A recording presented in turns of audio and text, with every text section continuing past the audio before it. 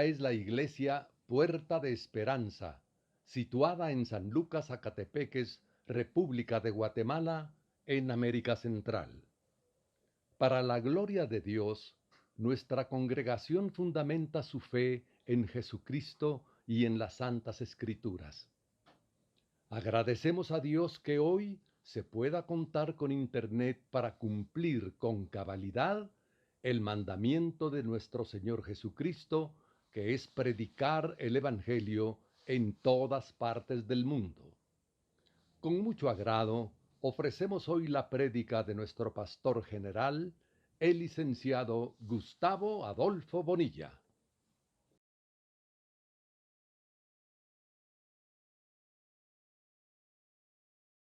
Esta noche vamos a continuar con el Evangelio de Marcos. Nos corresponde ver el capítulo número 7, una parte. Ya empezamos con el capítulo 7 y la última noche que vimos ese capítulo empezamos viendo algunos aspectos de la ley. ¿Se recuerdan qué parte de la ley estuvimos viendo la última vez? ¿Quién se acuerda? ¿Nadie se acuerda? Que de lavada de las manos. Sí, ley ceremonial se llama. Sí. Sí. ¿Y qué más? Así era, ¿verdad, Gustavo? La ley ceremonial, lo que... Sí. ¿Y cuál era el problema de la comitiva de los fariseos que llegó a buscar al Señor y le hicieron un reclamo? ¿Cuál era el problema? Que los discípulos comían sin lavarse las manos. Sí. ¿Y eso a qué correspondía? Eso era para los sacerdotes que tenían que entrar limpios al templo. Y ellos lo pusieron como tradición y lo pusieron en sus casas. Así es, sí. Muy bien. O sea, agarraron las tradiciones que eran de los ancianos y sustituyeron la ley y estaban haciendo prácticas que no estaban establecidas en la ley, ¿va? Y el Señor les aclara que están equivocados, ¿verdad? Pero ellos mantuvieron su postura y por ahí vimos esa parte y aclaramos que era la ley ceremonial y lo que se establecía y que no era para las gentes afuera, para los fariseos, ¿verdad? Porque ellos no eran sacerdotes y no era para los discípulos del Señor también en sus casas, sino que esto era una obligación dentro del templo solamente para los sacerdotes, ¿verdad? Ok, entonces estamos capítulo 7, Evangelio de Marcos. ¿Se ve en la pantalla? ¿Sí? Ok. Entonces nos tocaba ya el versículo número 7. Y este versículo dice, pues en vano me honran, enseñando como doctrinas mandamientos de hombres. El Señor les está haciendo unas aclaraciones importantes a los fariseos que han llegado y a los escribas, y les está comentando ahí a los discípulos también, que la honra que le estaban dando supuestamente los fariseos a él, el Señor dice que era en vano esa honra, porque estaban enseñando como doctrinas mandamientos de hombres. O sea que la doctrina son las enseñanzas que están en la Biblia, pero los mandamientos de hombres son las tradiciones. Y eso era lo que ellos estaban enseñando y el Señor se los está diciendo, se los está aclarando, y lamentablemente los fariseos nunca reaccionaron ante esto, sino que siguieron en sus mismas prácticas. Si vemos desde ese punto de vista, podríamos decir que la adoración es vacía y es inútil cuando las reglas humanas ocupan el lugar de la palabra de Dios. O sea, de nada sirve que en las iglesias se lleve a cabo tiempos de adoración cuando se están siguiendo tradiciones humanas y que las están anteponiendo a la palabra de Dios. Este es el meollo de la cuestión, o sea, la parte importante, que se sustituye la palabra de Dios por las tradiciones humanas. Y curiosamente, el día de hoy no escapamos nosotros también que en muchas de las congregaciones, no solo en Guatemala, sino en todas partes del mundo, se ha sustituido la palabra de Dios por tradiciones humanas. Precisamente dentro de las tradiciones, nosotros estamos a punto de que en Guatemala se celebren algunas tradiciones y que algunos la toman como que si fuera un mandato establecido en la Biblia y nada que ver. Una tradición puede ser en efecto buena y haber sido establecida por una muy buena razón, porque habían tradiciones que sí se habían establecido en la Biblia y que Moisés las había dado, pero que con el correr del tiempo, las siguientes generaciones la deformaron y empezaron a hacer cosas que no eran lo que había establecido Moisés. Sin embargo, se convierte en algo malo o perjudicial al convertirse en generaciones posteriores en un sustituto de la palabra de Dios. Cuando hay prácticas que no están establecidas en la Biblia y se están llevando a cabo, ahí lo que se está haciendo es cercenando la palabra de Dios y se le está dando importancia a tradiciones humanas. Y eso sí es peligroso, eso sí es delicado. Yo creo que nosotros como cristianos estamos en nuestro derecho de reclamarle al pastor o a los ancianos cuando se están llevando a cabo esas tradiciones y los pastores y ancianos debiéramos de atender la demanda de la congregación y reflexionar cuando se está haciendo este tipo de prácticas porque estamos quebrantando la ley y estamos exponiendo a la congregación a prácticas que no son bíblicas, ¿verdad? Los fariseos pretendían adorar a Dios mediante sus complicados rituales.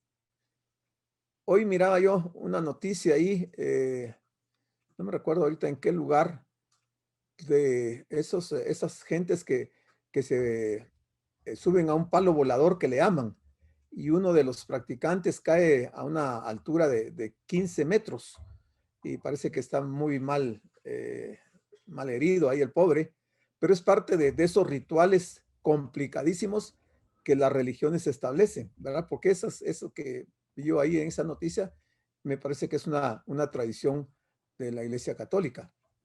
Pero Jesús utilizó las palabras que el profeta Isaías había dicho a los judíos de su tiempo para mostrarles que era imposible adorar a Dios en base a las tradiciones, que es exactamente lo que dijo Isaías en el capítulo 29 y versículo 13, que lo vimos la semana pasada. Qué triste que en 7 siglos, a pesar del exilio y todo el sufrimiento del pueblo de Dios, los habitantes de Jerusalén no habían aprendido todavía esto. 7 siglos a partir de Isaías hasta la fecha que el Señor está en Jerusalén en persona. Habían pasado esos 7 siglos. Y los habitantes de Jerusalén no habían aprendido. Pero también, si lo vemos desde otro punto de vista, es más triste aún que después de 2000 años, muchos cristianos, entre comillas, estén peor que los judíos de aquel tiempo, llevando a cabo prácticas que no son establecidas por la Biblia. Y eso sí es más triste porque ya van más de 2700 años y el profeta fue claro en decir qué se estaba haciendo y que esto no era del agrado de Dios y que solamente es algo superficial que a Dios no le agrada en absoluto. Una adoración surge de un auténtico conocimiento de Dios a través de su palabra. Por eso es que es importante leer la palabra y estar siempre revisándola para no caer en esos errores. Una adoración que no surge de un auténtico conocimiento de Dios a través de su palabra no puede ser auténtica adoración. En realidad, lejos de honrar a Dios, su ritualismo solo servía para que se gloriaran a sí mismos. Hoy tenemos muchas prácticas dentro de las varias iglesias. Por ejemplo, la danza, la famosa danza donde un grupo de danzarines y que se visten con ropas raras y toman panderetas y todo eso y empiezan a brincar y hacer un escándalo y un relajo. Eso es cabalmente estas tradiciones, estas prácticas que no están en la Biblia, porque es sencillo ver que en la iglesia del principio, ni el Señor, ni los apóstoles, ni la iglesia del principio no practicaron eso, porque el día de hoy es una práctica casi general en muchas iglesias. Por eso decimos que estamos cayendo después de 2000 años en los mismos ritualismos que por no conocer la palabra de Dios, una falta de conocimiento de la palabra, la gente es engañada, pero más veo yo que a la gente le encanta y se siente bien metida en esos rituales, porque tal vez piensan que de esa manera ellos están manifestando un mayor grado de santidad, lo cual es equivocado, están equivocados. Te dice, solo servía para que se gloriaran a sí mismos delante de los demás hombres por los fieles cumplidores que eran de sus propias leyes. Pero su actitud era realmente peligrosa. Su actitud era realmente peligrosa. Ellos estaban haciendo dioses, dejando a un lado la palabra de Dios para establecer su propia tradición humana. Eso es lo gravísimo, dejar la palabra de Dios y establecer tradiciones humanas como una práctica general dentro de la iglesia. Marcos 7:8 dice, porque dejando el mandamiento de Dios, el Señor se los está diciendo claramente a los fariseos, que están dejando el mandamiento de Dios y se están aferrando a la tradición de los hombres. Dejan el mandamiento de Dios y van a ver qué ejemplo va a poner el Señor de un mandamiento de Dios, de lo cual los judíos de ese tiempo estaban violando flagrantemente. Las tradiciones de los hombres, los lavamientos de los jarros y de los vasos de beber, eso lo hacían los judíos, mira, el lavamiento de jarros y de vasos, y eso era tradición de hombres. Eso no estaba en la Biblia, eso no había sido establecido por Moisés. Dice, y hacéis otras muchas cosas semejantes. O sea que desde aquel tiempo hacían muchas cosas que eran tradiciones de hombres, que no era el mandamiento de Dios, no eran mandamientos del Señor. La escritura es divina, pero la tradición es humana. Por la forma en que Jesús se refiere a la tradición de los ancianos, podemos ver con claridad que para él, para el Señor, era puramente humano, que eran mandamientos de hombres, como estamos leyendo aquí en Marcos 7:7, y que son tradiciones de hombres según Marcos 7:8, que es el versículo que estamos analizando ahorita. Los fariseos afirmaban que había sido dada por Moisés, pero Jesús no aceptó ese punto y nuevamente estableció una diferencia entre, primero, lo que Moisés dijo, que es mandamiento de Dios, que está en Marcos 7:10, y segundo, lo que vosotros decís, que está en Marcos 7:11. Mire cómo el Señor en el desarrollo de esa aclaración que está haciendo, les está fijando en cada uno de los versículos frases bien interesantes para que ellos puedan notar la diferencia. Sin embargo, no lo entendieron, no lo captaron, no hicieron acopio a las palabras del Señor. La palabra oral es menos duradera y fiable que la palabra escrita. ¿Por qué? Porque la palabra oral puede cambiar de una generación a otra, se tergiversa, pero la palabra escrita no puede ser cambiada, ya que se puede cambiar de una generación a otra con toda facilidad. La tradición surge de la interpretación hecha por hombres pecadores. Así surge la tradición, de una mala interpretación de la Biblia hecha por hombres pecadores y por lo tanto poco fiables. La escritura es obligatoria, la tradición es optativa. Los fariseos fallaron en que enseñaban como doctrinas mandamientos de hombres. Eso lo vimos ahí en Marcos 7:7. Esta fue la razón por la que condenaban a los discípulos cuando les vieron comer pan con las manos sin lavar. Jesús no reprendió a sus discípulos por haber quebrantado la tradición ritual de los fariseos, porque obviamente no había razón de hacerlo y hubiera sido como si lo hubiera hecho, era haberles dado la razón a los fariseos. La escritura es suprema, la tradición debe estar subordinada a la escritura.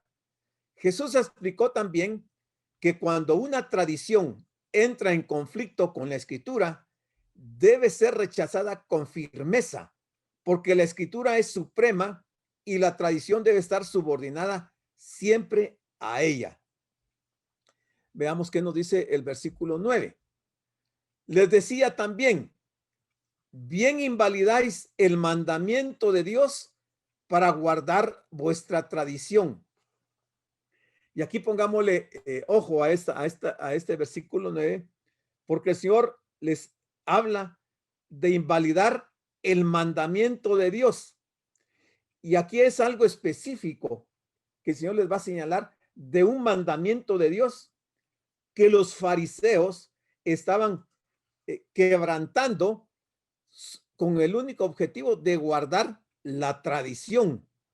Y esto sí es bastante delicado y van a ver a qué se refiere el Señor. Versículo 10 dice, porque Moisés dijo, aquí el Señor mismo lo dice, porque Moisés dijo, honra a tu padre y a tu madre, y el que maldiga al padre o a la madre, muera irremisiblemente. Mire, esto es delicadísimo, hermanos. Esto es bien complicado. Si no lo entendemos, estamos cayendo en las prácticas de las tradiciones y estamos quebrantando la ley de Dios. Honra a tu padre y a tu madre, y el que maldiga al padre o a la madre, muera irremisiblemente. Bueno, vamos a explicar a qué se está refiriendo el Señor en esta parte. Éxodo 20:12 establece el quinto mandamiento y también está en Éxodo 21:17. Ambos se refieren al deber de honrar a los padres, lo cual incluye tratarlos con respeto, con amor, con reverencia, con dignidad y asistencia económica.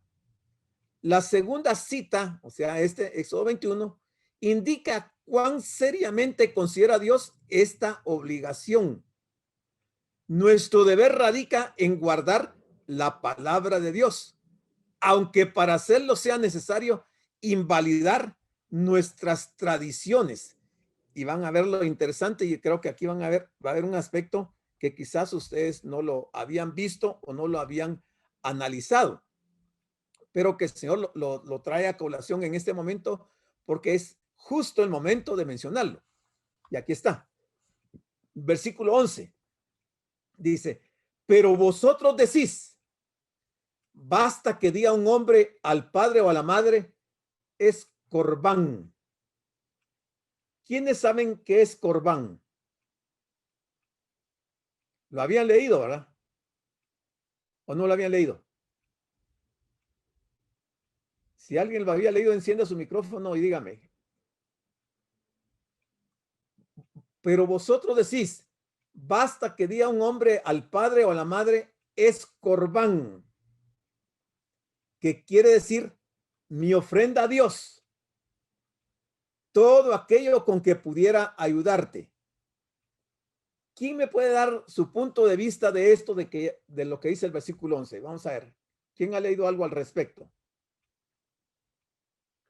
Corbán no era un regalo, no, es como una especie de regalo, ¿no? No, Ah, no. ¿Alguien sabe? ¿Alguien me puede explicar qué es lo que se está diciendo este versículo 11 en relación al corbán? No. Hermano, buenas noches. Sí, buenas noches, hermana Judith.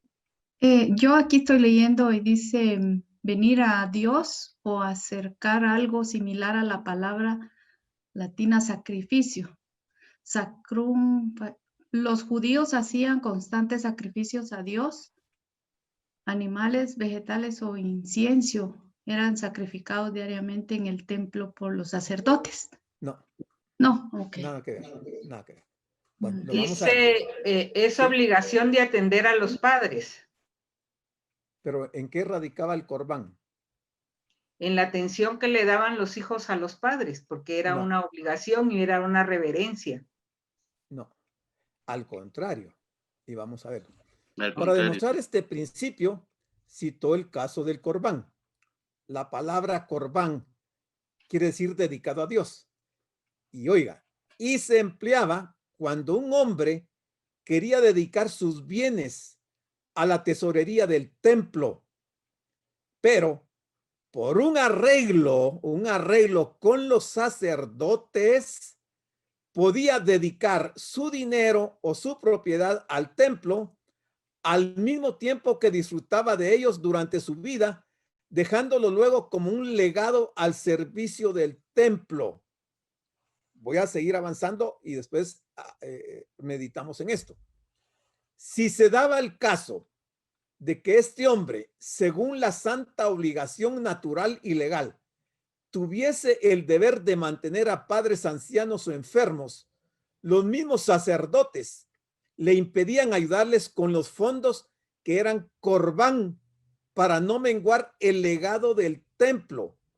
Este caso suscitó la justa indignación del Señor, pues por un impío subterfugio y bajo una apariencia de piedad se quebrantaba uno de los principales mandamientos de Dios.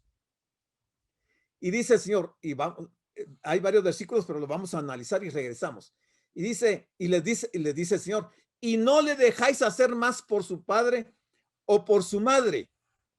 Seguramente, en muchos casos, la tradición del corbán sirvió para vengarse de los padres que habían disciplinado y corregido a sus hijos, creyendo estos, o sea, los hijos, que lo habían hecho por falta de cariño o amor.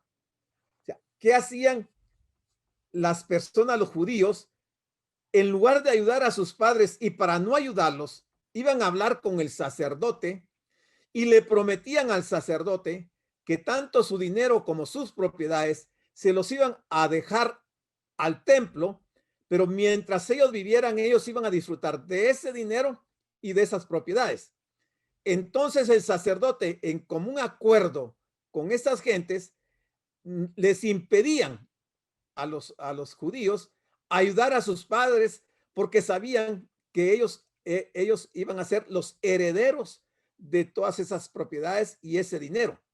Y entonces el judío, malintencionadamente, para no ayudar a sus padres, decía que era algo dedicado a Dios y lo traducía y lo pasaba como algo del corbán. Y eso era una tradición del corbán.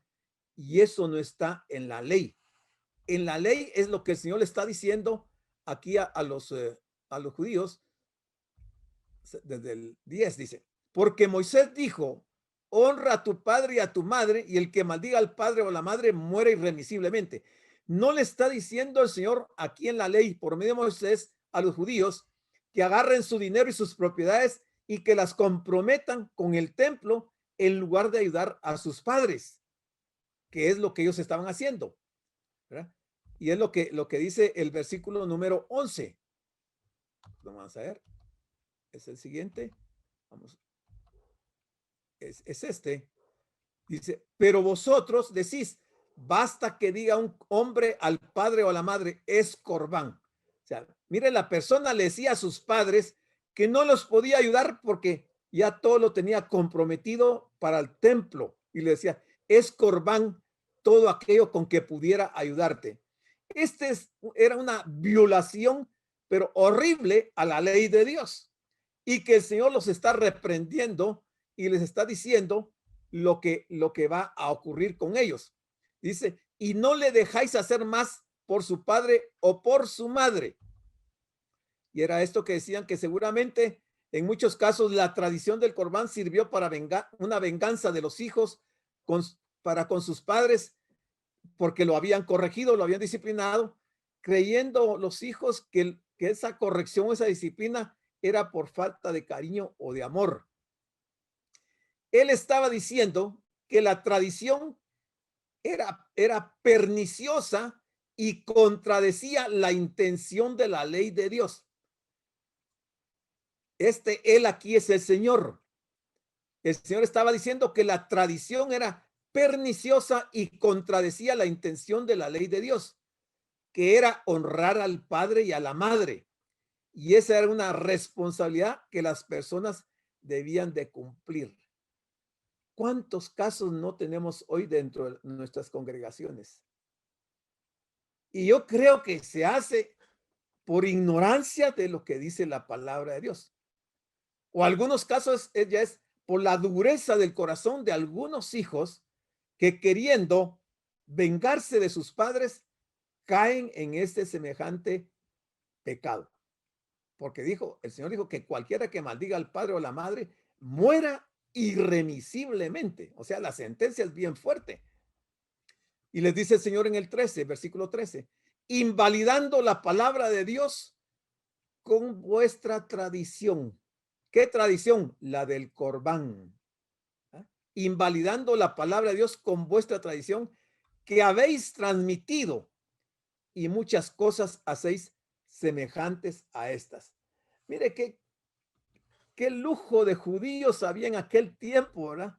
Metidos en el templo y siendo sacerdotes y siendo sumos sacerdotes y siendo levitas sirviendo en el templo cuando estaban violando flagrantemente la ley de Dios porque se ponían de acuerdo con los judíos para que les dejaran al templo todas sus propiedades y que no ayudaran a sus padres. Esto es terrible. Y creo que en estos tiempos, de estos últimos tiempos que estamos viviendo, hemos visto situaciones que han pasado más allá de lo que sucedía en aquel tiempo. Porque ahora hay hijos que matan a sus padres. Hay hijos que por quedarse con lo poquito que tienen los padres, los asesinan. Nunca les ayudan, sino que al contrario, ven de qué manera se deshacen de sus padres para quedarse con lo de sus padres. O sea, hemos llegado a tal grado de maldad que creo que hemos rebasado los tiempos de Sodoma y Gomorra. Y por eso la palabra así lo dice. Un incidente, no, él estaba diciendo que la tradición era perniciosa. Ok. Vamos a ver aquí un incidente tan sencillo como comer pan sin haberse lavado las manos originó una profunda e interesantísima explicación de parte del Señor sobre dos temas claves que separaban a Cristo del judaísmo. ¿Cuáles son esos dos temas? El primero, en la primera parte, el Señor trató el asunto de la fuente de la autoridad. Y todos sabemos que la fuente de la autoridad no son las tradiciones. La fuente de la autoridad es la palabra de Dios. Los judíos daban tanta o más autoridad a su tradición que a las escrituras. Jesús afirmó que la única fuente de autoridad está en las escrituras. Segundo tema. El segundo tema que el Señor trató y que no es menos importante tenía que ver con la verdadera naturaleza de la contaminación y la purificación. Según los judíos, la contaminación actuaba desde afuera hacia adentro, según ellos. Y hablando de una contaminación o de una purificación ceremonial, actuaba desde afuera hacia adentro. Mientras que el Señor afirmó que lo contrario es cierto, que la contaminación es de adentro hacia afuera, no de afuera hacia adentro. Jesús dijo que la verdadera contaminación era la moral y la espiritual. Hablando de contaminación, es la moral y la espiritual. El versículo 14 dice, y llamando así a toda la multitud, les dijo, oídme todos y entended. Mire cómo el Señor le ponía énfasis y resaltaba aquellas partes importantes y se las hacía ver. Porque le dijo, oídme todos y entended. O sea, no le estaban entendiendo. No estaban escuchando como correspondía, porque estaban ellos maquinando en sus pensamientos cosas diferentes. Por la forma en la que el Señor introdujo su enseñanza, podemos percibir la seriedad e importancia de lo que estaba a punto de decir. Él no quería que simplemente le escucharan, sino que entendieran lo que les estaba diciendo. Eso quería el Señor que pasara con los judíos. Eso es lo que el Señor quiere el día de hoy de nosotros, que entendamos lo que Él está diciendo en esta parte de la Escritura. Que si estamos haciendo como los fariseos, como los escribas, estamos en un serio problema delante de Dios. Después de 2000 años sigue estando igual de arraigado en el corazón del hombre que la verdadera pureza espiritual tiene que ver con cosas externas. Así está después de 2000 años está el pueblo, no todo el pueblo cristiano, pero una buena parte del pueblo cristiano, creyendo que la contaminación o la pureza espiritual tiene que ver con cosas externas. No son cosas externas, son internas. Él estaba diferenciando entre lo que era externo y lo que era interno y señalando lo que era real. La religión no es algo que uno se puede aplicar como si fuera una crema y frotársela en el cuerpo. No es eso. No tiene que ver con detalles como, por ejemplo, comer o abstenerse de comidas. No tiene nada que ver en esa parte de la contaminación y la pureza. Bueno, dice el siguiente versículo, el 15. Nada. Mire cómo el Señor lo pone clarísimo. Yo creo que si no lo entendemos es porque estamos pensando en algo diferente. Pero dice, nada, absolutamente nada hay fuera del hombre que entre en él que le pueda contaminar. Está hablando de comida. Nada que se coma que entre, porque solo la comida entra, ¿eh? Le puede contaminar. Pero lo que sale de él, lo que sale del corazón, eso es lo que contamina al hombre. Mire qué terrible, qué tremenda aclaración está haciendo el Señor acá. Ningún alimento puede contaminar al hombre, ni moral o espiritualmente, ningún alimento. Y vamos a aclarar un poquito esto en otras más adelante para que lo entendamos en toda la dimensión. Aunque sí puede darse una contaminación en la salud, pero no una contaminación moral o espiritual. Se puede dar en la salud al ingerir alimentos vencidos o expuestos a bacterias. Eso sí puede afectar la salud, pero no afecta espiritualmente, no contamina. Este claro principio expresado por el Señor ha sido malinterpretado con frecuencia. Algunos han llegado a decir que nada de lo que se hace con el cuerpo puede afectar al espíritu.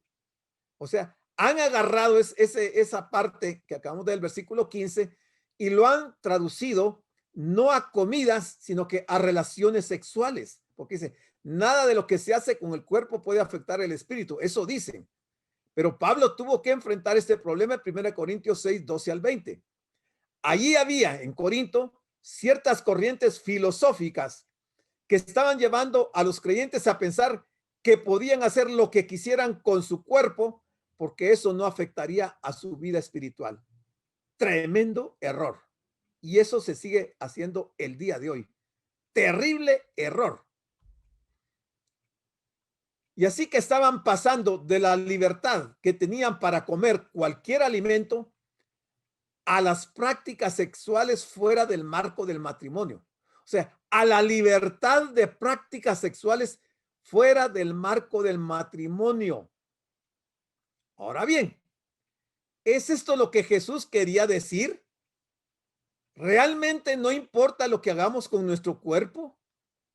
Jesús estaba tratando sobre la comida y los alimentos y los lavamientos de las manos. Aquí no estaba hablando de relaciones sexuales. Y mire cómo los fariseos, si lo hicieron a propósito o por ignorancia, lo llevaron al campo de la sexualidad y malentendieron, como cuando el Señor dijo que nada que entre en el hombre lo puede contaminar, lo llevaron al tener sexo fuera del matrimonio y a eso lo aplicaron. No entendieron. El Señor completó esta afirmación diciendo que lo que sale del corazón es lo que contamina al hombre. Y entre las cosas que enumeró como procedentes de un corazón malo, se encuentran también los adulterios y las fornicaciones. Y eso lo vamos a ver en Marcos 7:21, este capítulo que estamos viendo. Pero él lo va a tratar más adelante. David, cuando pecó con Betsabé, expresó: crea en mí, oh Dios, un corazón limpio y renueva un espíritu recto dentro de mí. Esto está en el Salmo 51:10. Cuando David reconoce su tremendo pecado, se presenta delante de Dios y le pide a Dios, le hace una serie de peticiones y entre una de ellas está esta: crea en mí, oh Dios, un corazón limpio. un corazón limpio y renueva un espíritu recto dentro de mí. Entonces el versículo 16 dice, si alguno tiene oídos para oír, oiga. Si alguno entiende lo que estoy diciendo, está diciendo el Señor, oiga, porque están cayendo en falsas doctrinas, en tradiciones que no son bíblicas, están dejando de lado la palabra de Dios, están violando los mandamientos de Dios y se han metido a un problema con eso del Corbán, un problema terrible. Y el Señor les dice ahora, si alguno tiene oídos para oír, oiga. Luego dice, cuando se alejó de la multitud, entró en casa. Le preguntaron sus discípulos sobre la parábola. Bueno, en aquel tiempo podemos entender que los discípulos todavía no tenían la revelación completa como tenemos hoy de la palabra. Y además en ese momento ellos no tenían la presencia del Espíritu Santo, por lo cual dice, no entendieron la parábola. Le preguntaron sus discípulos a Jesús sobre la parábola, porque tampoco ellos lo habían entendido. Y entonces el Señor les va a hacer una aclaración.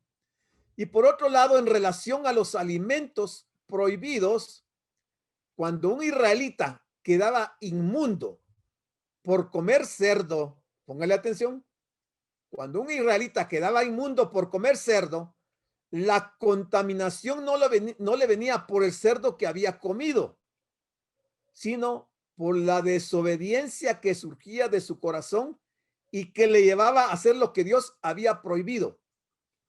¿Qué le pasó a Eva y a Adán? ¿Fue lo que comieron del árbol lo que los condenó? ¿Verdad que no fue eso? Fue la desobediencia. Entonces, si el Señor les había dicho aquí que no comieran carne de cerdo, bueno, aparte de algunas situaciones puramente de salud, la instrucción era que ellos debían de obedecer ese mandamiento. No era tanto que se convirtieran en inmundos por comer el cerdo, sino que la contaminación le venía por la desobediencia de su corazón, que los llevaba a hacer lo que Dios había prohibido. Ese es el problema realmente en cuanto a las comidas. Por lo tanto, tampoco en esto el Señor estaba entrando en contradicción con la ley ceremonial, porque tampoco hay contradicción con la ley ceremonial. Entonces, Él les dijo a los discípulos, porque aquí le preguntaron los discípulos sobre la parábola, entonces Él les respondió y les dijo, ¿también vosotros estáis sin entendimiento? O sea, el Señor está asombradísimo de que los discípulos también no hayan entendido. O sea, el Señor esperaba haber sido claro ahí con los fariseos y con toda esta gente como para que los discípulos entendieran, pero no entendieron. Y ahora él les dice, ¿también vosotros estáis sin entendimiento? Jesús les estaba diciendo que los escribas y los fariseos no entiendan mi enseñanza, no me extraña, pero que vosotros, que habéis estado conmigo por tanto tiempo, sigáis así, me parece inexcusable. Y es exactamente lo que nos sucede a nosotros. ¿Cuántos de nosotros no entendemos las escrituras? Yo he oído expresiones, es que hermano, yo leo la Biblia, pero no entiendo. Yo el domingo les hice alguna observación ahí que después dije, mejor no lo hubiera mencionado. Pero fíjense, hermanos, todos nosotros, yo creo que la mayoría hemos sido estudiantes, ¿verdad? Estudiamos la primaria, la secundaria, algunos tuvimos oportunidad de ir a la universidad. ¿Y qué hacíamos? ¿Aprendíamos las lecciones solo con asistir a la escuela, al colegio, al instituto, a la universidad? ¿Lo aprendíamos? ¿Verdad que no? ¿Qué hacíamos? Repasábamos, ¿verdad? Leíamos una vez, leíamos otra vez, volvíamos a leer y estábamos, va de darle y darle hasta que al fin se nos quedaba. Pero ahora nosotros creemos que la escritura, solo con que nos la expliquen la primera vez, ya es suficiente. Y no la repasamos. Yo por eso el domingo les decía, que me daba pena que se subieran los videos en YouTube cuando no son vistos. Te digo, bueno, los hermanos son muy inteligentes, tienen un coeficiente intelectual que nadie más los tiene porque con una pasadita y se les queda todo. Pero después están diciendo, yo no entiendo las escrituras. Es que yo leo un montón de veces y he leído 7 veces la Biblia y no se me queda. No es solamente de leer, es de escudriñar las escrituras, es de meditar en la palabra de Dios. Es que es la palabra de Dios, no es el periódico el que estamos leyendo. Hay que poner todo nuestro sentido, ir a buscar información, palabras que no entendemos, tenemos que ir al diccionario y entender para poder comprender el mensaje.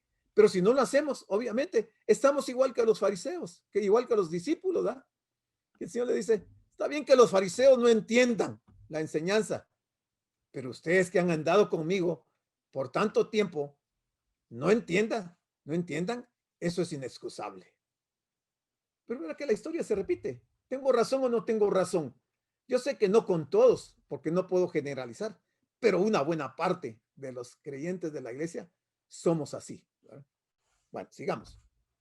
No olvidemos que ellos se habían criado bajo las enseñanzas del Antiguo Testamento y siempre habían considerado que ciertos alimentos eran impuros y los contaminarían si los comían. Pero ahora Jesús les estaba diciendo que ningún alimento que el hombre coma puede contaminarlo. ¿Cómo debían entender esto? ¿Se trataba de una nueva enseñanza que contradecía lo que decía el Antiguo Testamento? La verdad es que, en cierto sentido, el Señor no estaba diciendo nada nuevo.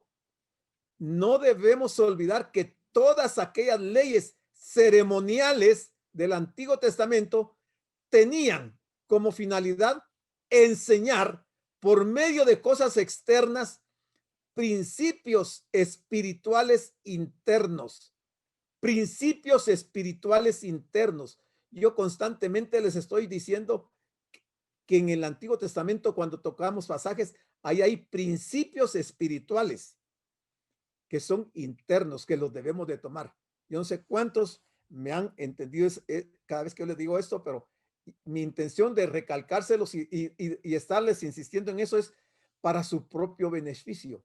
Es que un día vamos a tener que comparecer delante de Dios y no vamos a poder alegar ignorancia, porque tenemos la Biblia, tenemos el tiempo. Una cosa es que no nos interese la Biblia y otra cosa es también que no le demos tiempo al estudio de la palabra de Dios.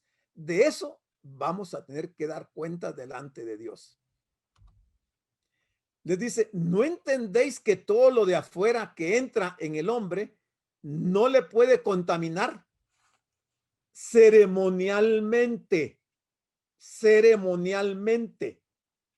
No estamos hablando materialmente. Dice el siguiente versículo, el 19.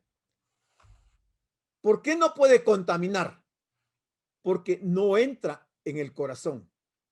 La comida no va al corazón, sino la comida va al vientre, entra en el vientre, en el estómago.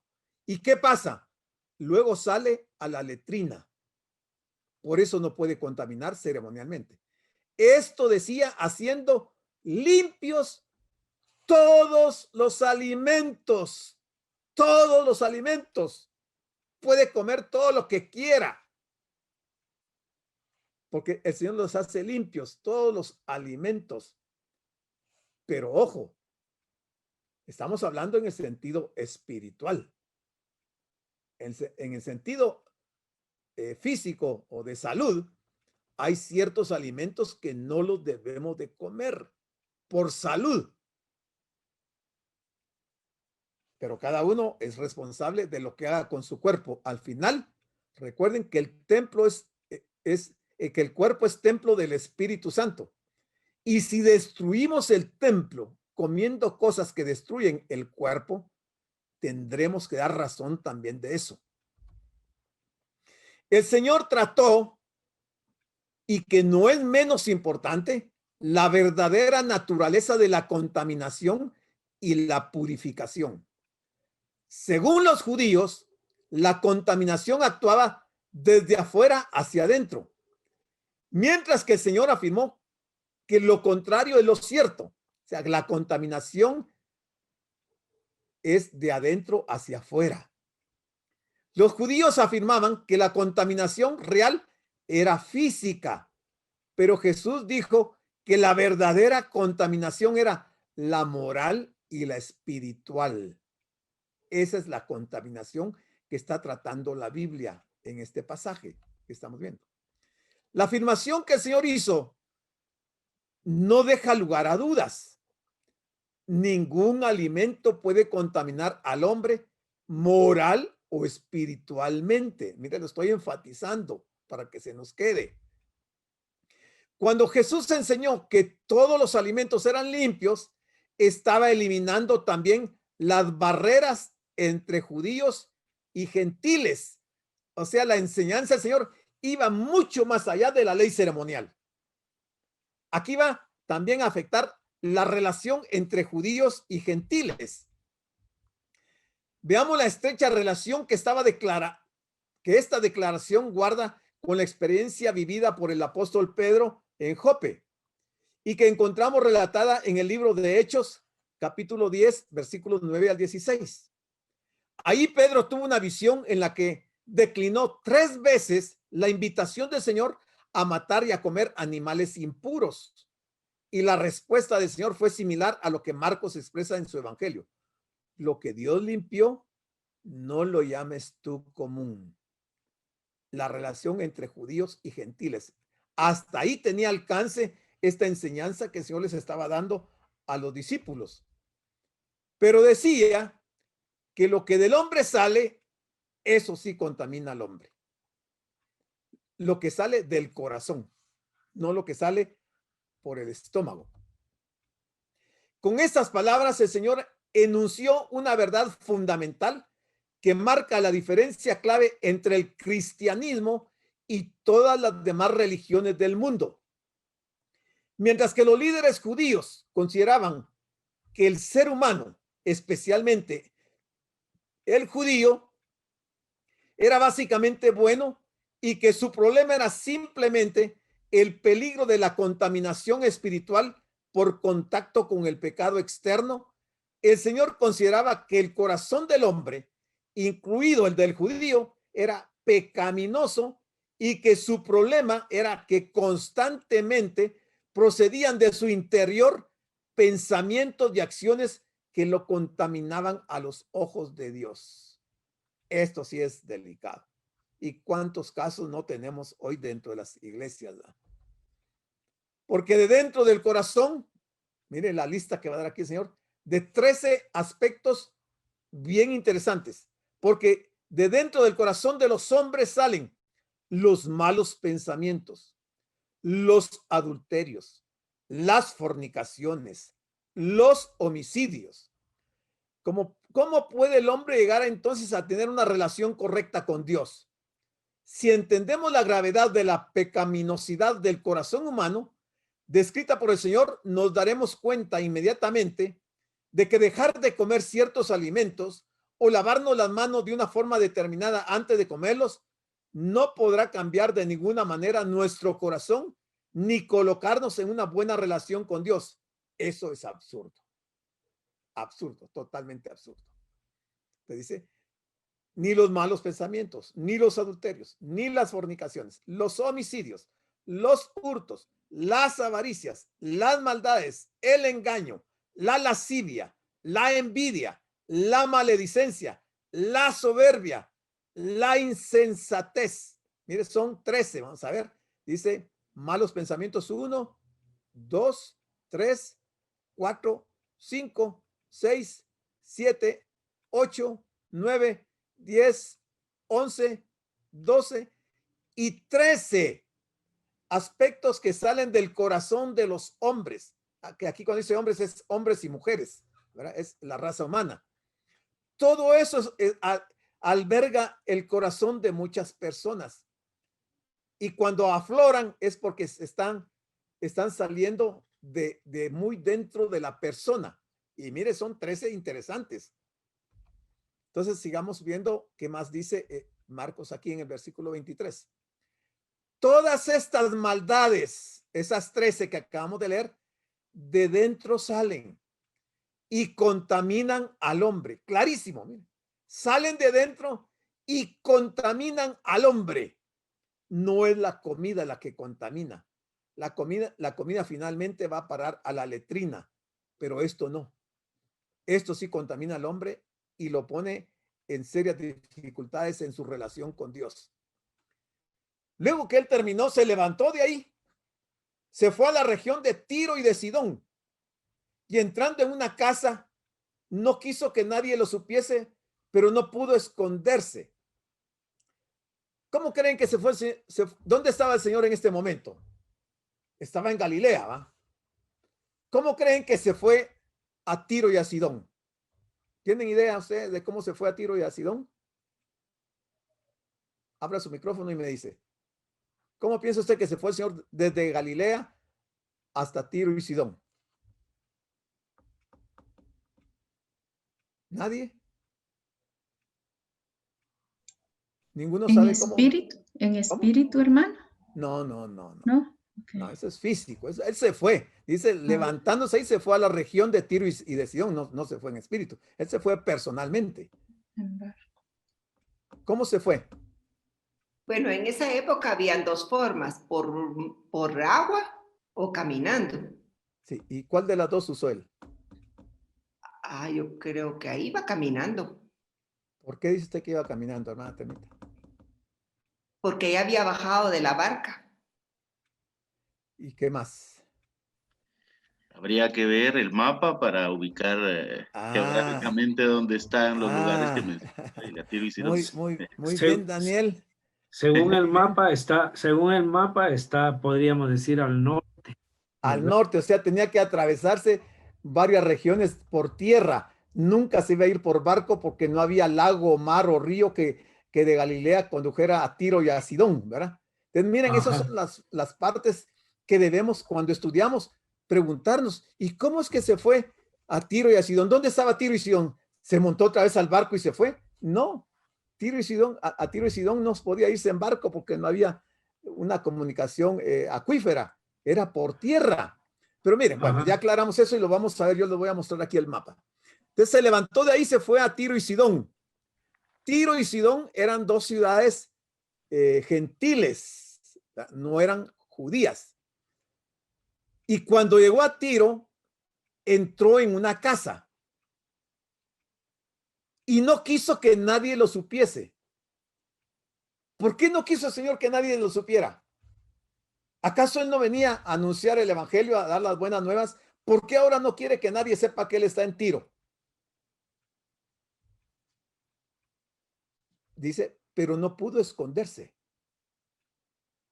O sea, se quería esconder, que nadie lo viera, que nadie lo supiera. Este versículo, mira, uno lo pone en qué pensar. Yo cuando lo leí dije, bueno, vamos a analizar a ver por qué razón él no quería que nadie lo supiera. Si él en cada lugar que llegaba iba a hacer milagros, sanidades y manifestaciones de su poder y presentaba sus credenciales de que él era el Mesías. Entonces, ¿acaso no le interesaba a él que en Tiro y en Sidón también supieran que él era el Mesías?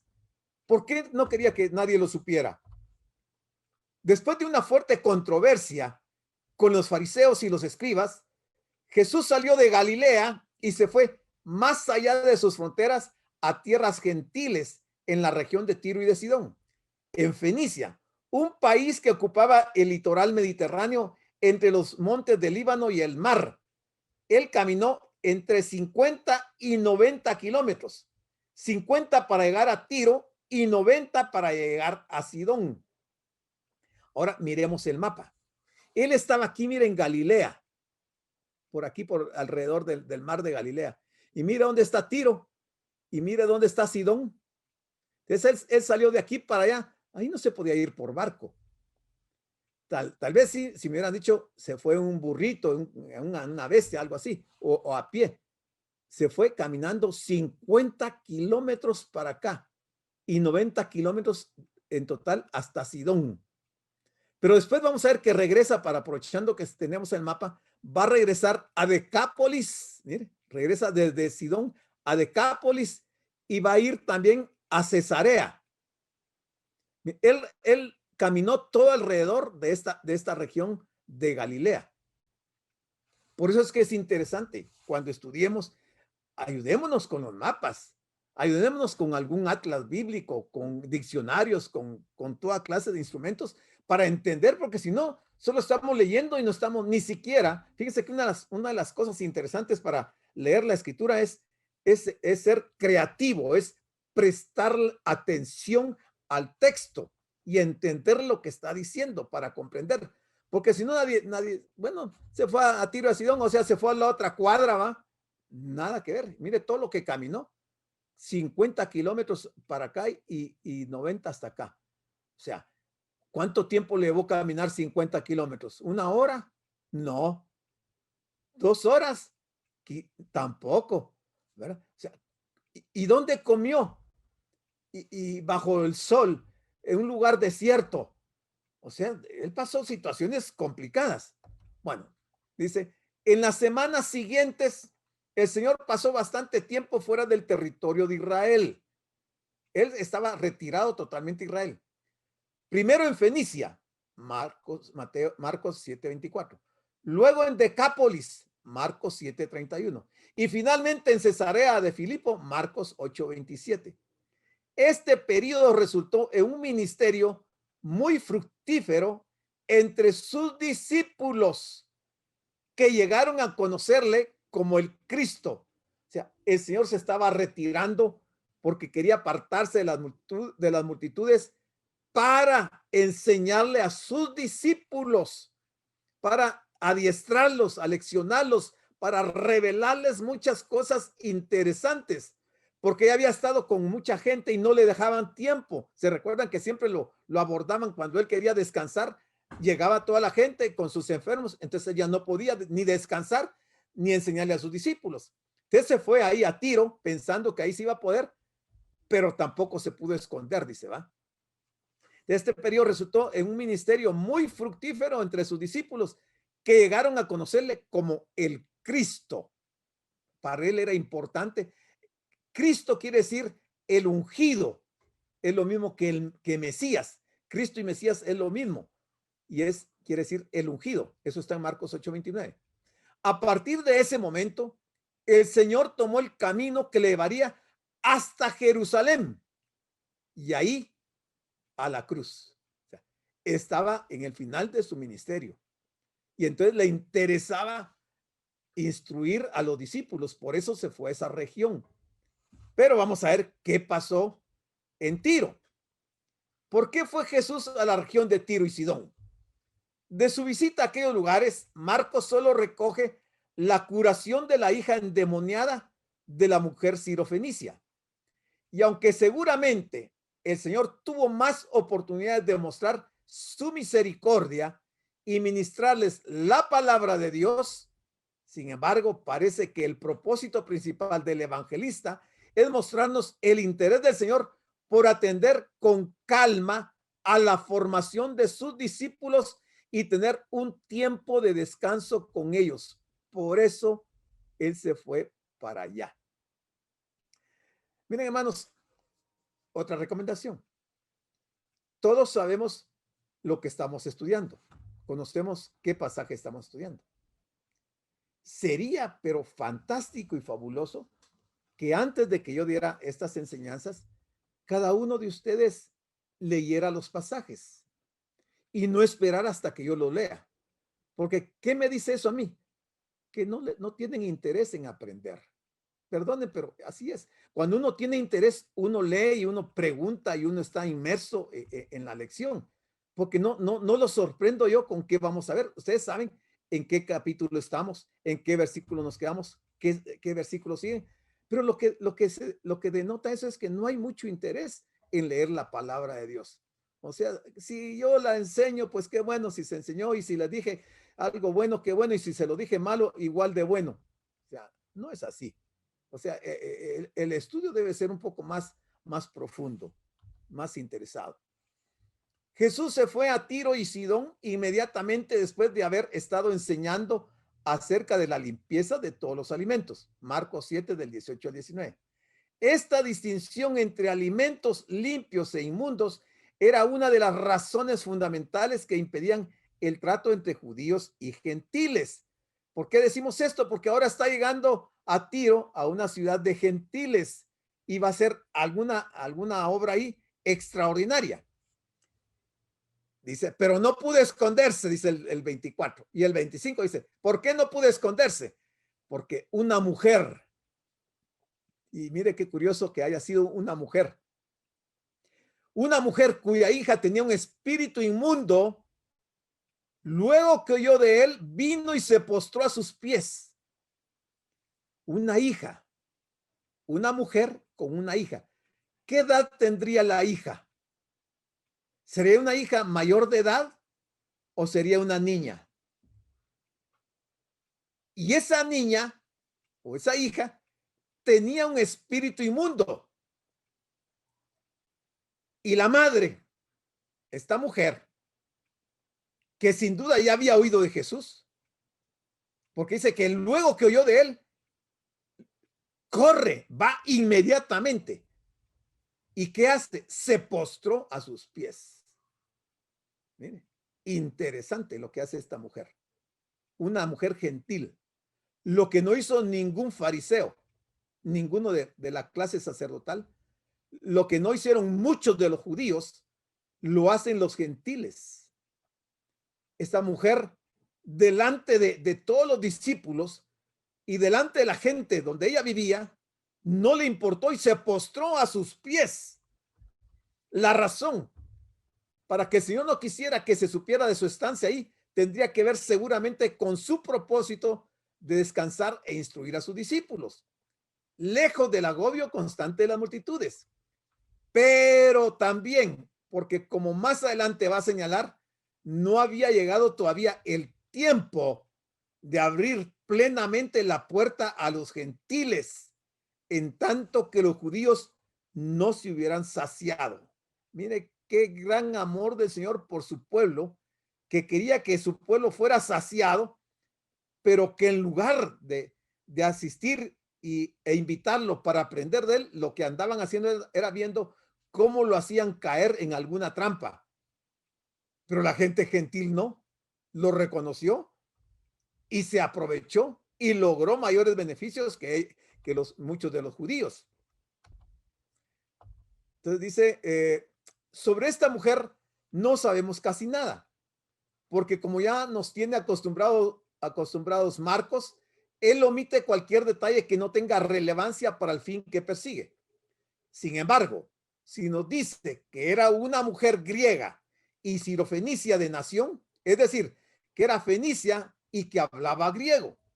Por lo tanto, desde el punto de vista judío, era una mujer pagana, o tal como Mateo la describe, una mujer cananea, que dice en Mateo 15, 26.